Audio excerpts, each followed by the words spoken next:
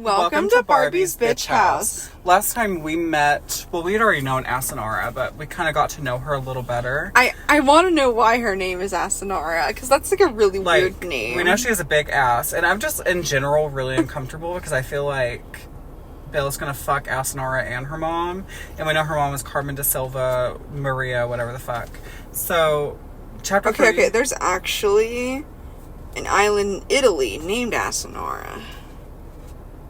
Sorry, I looked it up. I'm like, is that an actual name? Ew. We've been making fun of this whole time. Now, I'm gonna tell this to you guys as a disclaimer. When I am reading this, I am not doing an accent to sound offensive. This is genuinely how it's written in the book.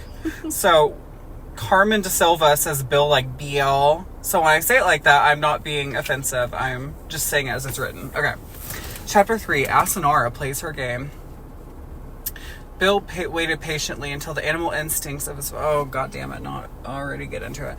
Until the animal instincts of his father had been fulfilled by Carmen Maria, he stood up and gave the two dogs a gentle rub. I don't like the implications of that. I don't like the implications. How they know not to bark, he'd never know. Like, oh, fuck, Dad's getting fucked. We gotta not bark. Not in any particular hurry, he sauntered back to the house, leaving the dogs to their own devices. Father, Carmen, I'm back, Bill shouted down the hallway, hoping they'd not taken their fumbling up to the master bedroom. Hello, Bill, said his father as he came out to the lounge. I'm just fixing us some drinks before we go out to dinner. Care to join us? Well, I'll just have one drink, Father, but I have to entertain the twins this evening at the Crooked Man. I thought you'd both like to join us. All okay with their flights? Asked his father, nodding to the lounge.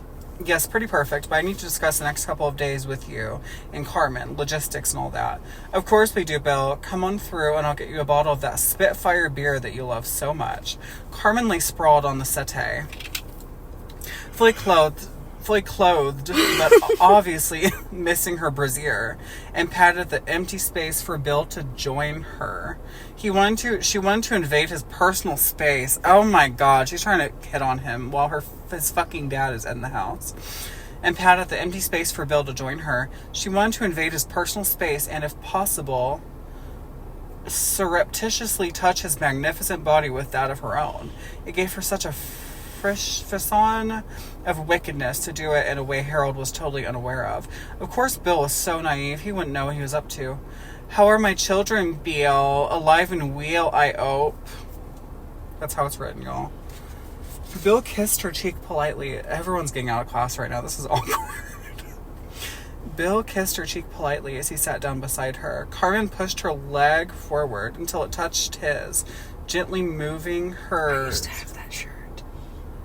Oh my God. That looks like a guy that was in that TikTok group I was with all those years ago. Bill kissed her cheek politely as he sat down beside her. Carmen pushed her legs forward until it touched his, gently moving hers up and down rhythmically as to the beat of a samba band somewhere in the darkest Brazil. Very well, Carmen, and we need to discuss our movements for the next few days so they get to see their beautiful mama as much as possible. Oh, you was a tease, Bill. Call me beautiful. But yes, of course we should. What do you advise? I want to do like a different voice for Carmen da Silva. It was like high-pitched. Bill parked up in the depot and started to walk down to the Crooked Man. They'd both agreed to everything he'd advised or suggested, which was most unusual for his father. Perhaps they wanted him out of the way as fast as possible so they could start fucking again before their dinner date. Whatever, Bill thought. Whatever, Bill thought. What would be, and he would have Assinara in a similar way whenever he wanted. His only problem was her twin, Caesar. If he'd ever met a useless piece of meat, then he was the one. He got to the bar and ordered his second pint of Spitfire that evening. 5 minutes later, Assinara joined him on a high stool and gave him the good news. Caesar, we're going home, Caesar. Caesar is so pooped by his long flight, he's gone straight to bed.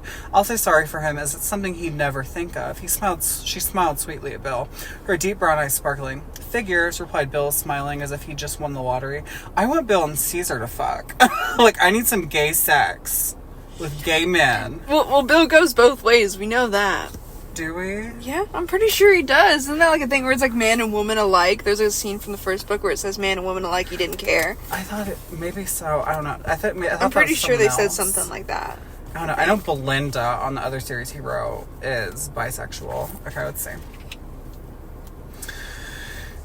Caesar's so pooped. Figures, replied Bill, smiling as if he just won the lottery. Tell me, Assinara, is Caesar up to this sort of work? I mean, I really mean any sort of work. Well, to be honest, Bill, he scraped through everything, but in Brazil, that is as good as you need.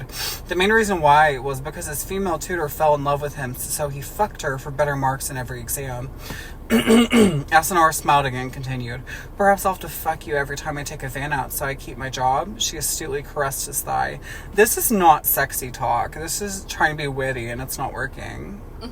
Bill blushed. It was exactly what he had in mind and wondered what Carmen would say when she guessed his game.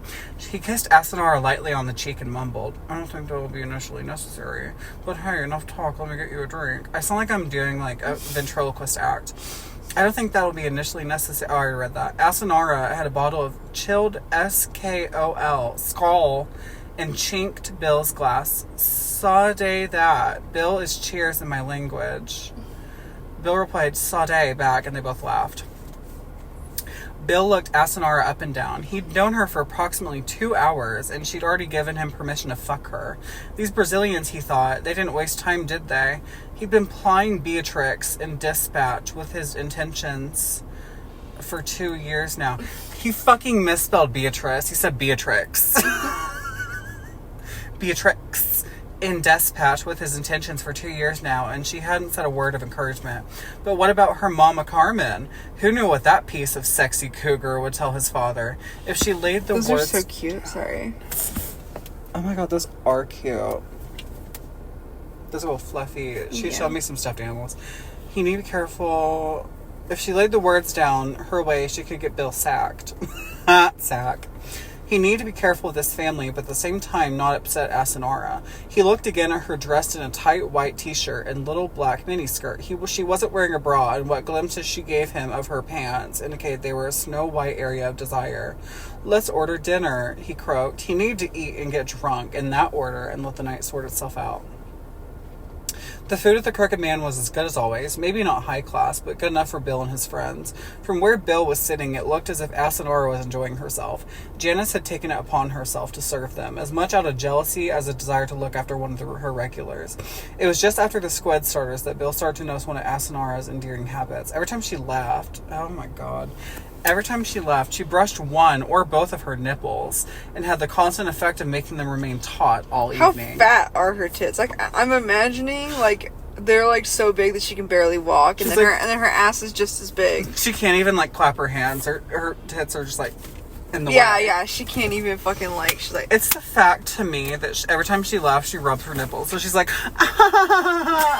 That's right. You remember that South Park episode? Yes. Oh, you're inconvenienced? Oh. And they have, like, a fucking flap in the shirt that they pull down. Yeah. Oh, you're so inconvenienced? I'm so sorry. You have to call the corporate, and then they call corporate, and then they pull the thing down and go, ah! It's so fucking... It's my geek. Let's order dinner, he croaked. The food at the Crooked Man was good as always. Janice had taken it upon herself to serve them, as much out of jealousy as a desire. I'm trying to find where Okay, let's see. Most girls Bill had known brushed back their hair with their hands or wrinkled their noses, but not Assinara. Her nipples stuck out through her already tight t-shirt, and Bill could rarely take his eyes off of them. From what he'd seen of Carmen's that afternoon, they seemed to be of similar size and shape. Mother and daughter, he thought. He's a fucking weirdo. And wondered if Dr. Studd could give him any proof as to why that might be.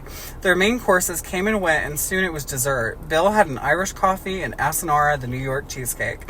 But Bill's time was up, and he had to get off for another busy day tomorrow. He paid the tab, stood up, and gave Assinara a quick kiss on the cheek. She smiled back at him and went upstairs to her room, swaying her ass as she did so. It was a pleasant room, Assinara thought, as she closed the door. She went across to the window and pulled the curtains back. Just down the street, she could see the depot and Bill slowly walking back to his flat. She sighed and picked up her newly purchased mobile phone, a gift from her mother. She pressed 1 and it speed dialed the number. It was answered in 3 seconds by her mama. Good, she purred. I only have the 1 minute. Or I have to do the high voice for Carmen. Good, she purred. I have only seen 1 minute as Mr. Harold is in the bathroom. Tell me how did it go? Just as you said, Mama. He left me brushing my nipples all night. Carmen answered, good, and did he fuck you? No, but as you told me to, I alluded to it, and I think he has fallen for me. Assinara sighed and put the phone down. Carmen Maria de Silva chuckled and lay back on the bed, totally naked, awaiting Mr. Harold's pleasure. And that is the end of chapter 3. These chapters are so fucking short. Okay, guys, this is another 10-minute episode, but we will see you guys next time. Bye. Bye.